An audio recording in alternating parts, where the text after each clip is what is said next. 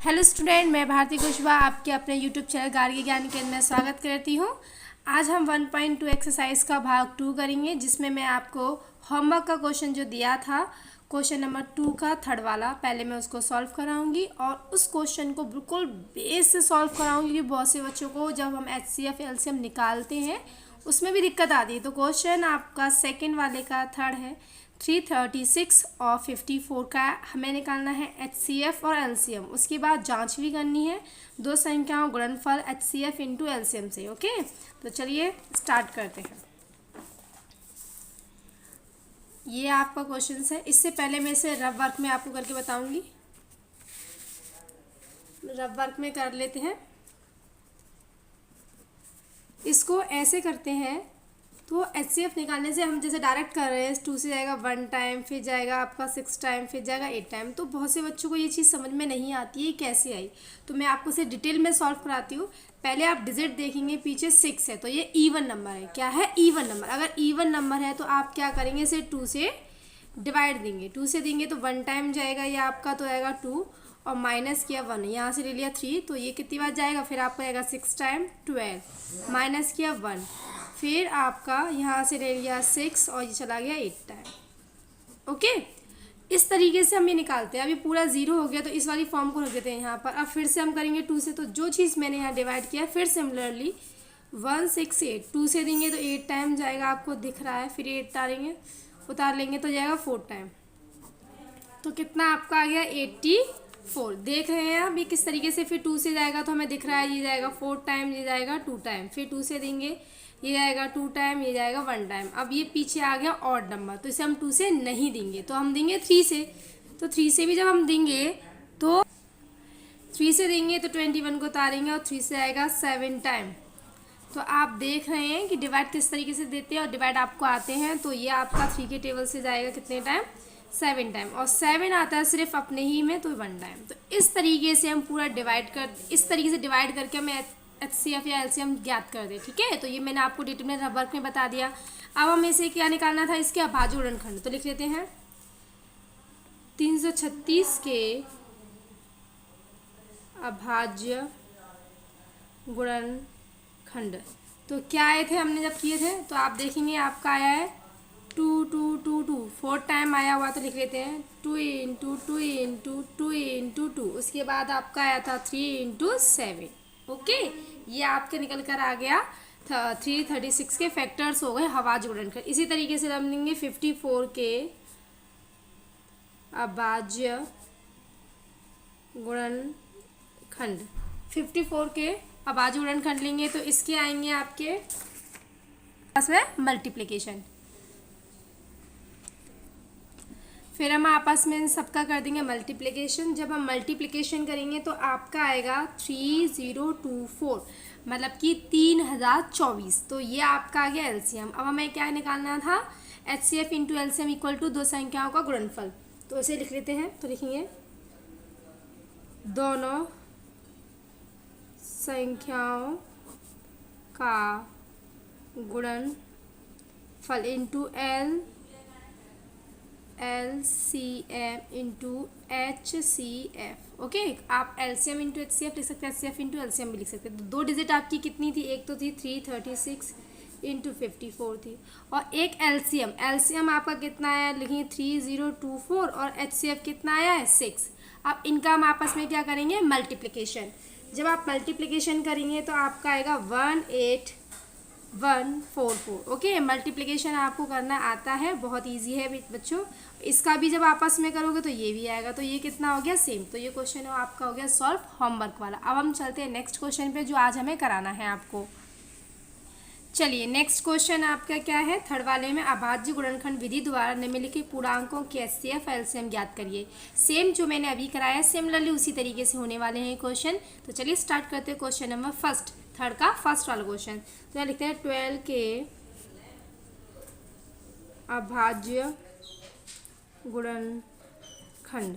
अभाज्य गुणनखंड, तो ये गुणनखंड करने के लिए मैंने आपको बताया था ना कैसे करते हैं। तो एक बार फिर से वर्क में देख लेते हैं, और उसके बाद मैं आपको नहीं बताऊंगी, क्योंकि ये चीज़ आप लोगों को बहुत इजी तरीके से आ गई होगी। तो देखिए, इस तरीके से इसके अभाज्य गुणनखंड होने हैं। ठीक है, तो इसके अभाज्य गुणनखंड कितना हो गया, 2 × 2 × 3। ओके, इसी तरीके से 15 के अभाज्य गुणनखंड, 15 के कितना आएगा 3 × 5। इसमें आप 1 भी कर सकते हैं क्योंकि 1 भी तो आता है 1 के टेबल में। ओके, तो कोई प्रॉब्लम नहीं है। इसी तरीके से 21 के अभाज्य गुणनखंड लेंगे तो 21 के अभाज्य गुणनखंड कितना होगा 1 × 3 × 7। ओके, अब हमें निकालना है क्या था इसमें HCF और LCM, तो लिखेंगे HCF HCF। HCF मीन्स इसमें सबसे सेम चीज़ क्या है, तो देखो एक तो 1 1 है तो 1 ले लो इंटू, और क्या कॉमन 3, तो 3 3 3।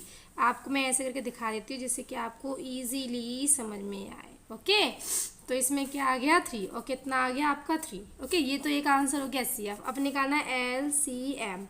LCM के लिए 1 सब में है, ले लीजिए। उसके बाद जो कॉमन है पहले से उतार लो, 3 भी ले लिया मैंने। अब उसके बाद क्या बचा आपके 2 2 2 बचे हुए हैं, और यहाँ 5 बचा हुआ है, यहाँ 7 बचा हुआ है।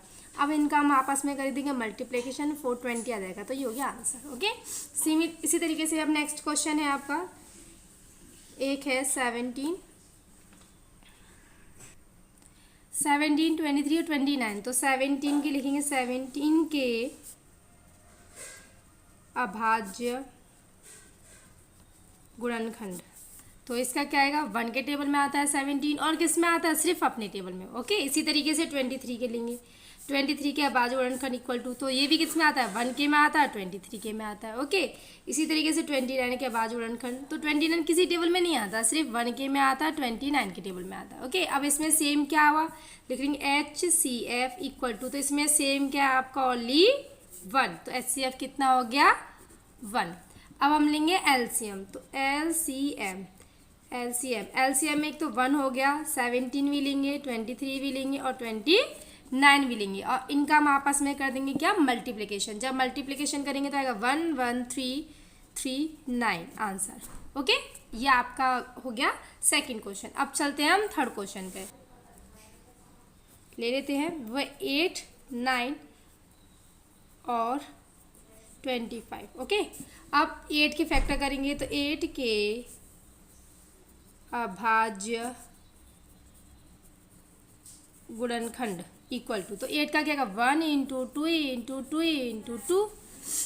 ओके, इतना आ गया, तो ये इसके हो गए। अब लेंगे 9 के अभाज्य गुणनखंड, 9 के करेंगे तो कितना आएगा 1 × 3 × 3, ये 1 है। ओके, इसी तरीके से 25 के अभाज्य गुणनखंड, तो ये आएगा 1 × 5 × 5।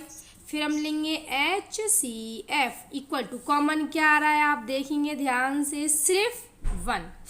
अब यानी LCM में कॉमन तो 1 आ रहा है, और जो भी बचा है आप सब तार लेते हैं।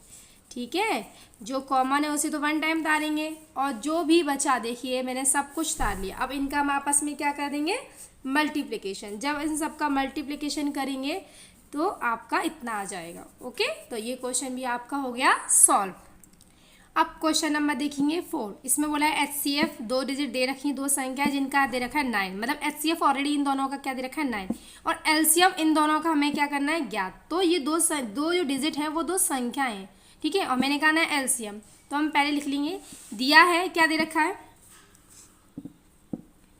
हल, दिया है हल में, तो लिखेंगे दिया है HCF 306,657 इक्वल टू दे रखा आपको 9। ठीक है, और 2 संख्याएं कौन सी हैं 2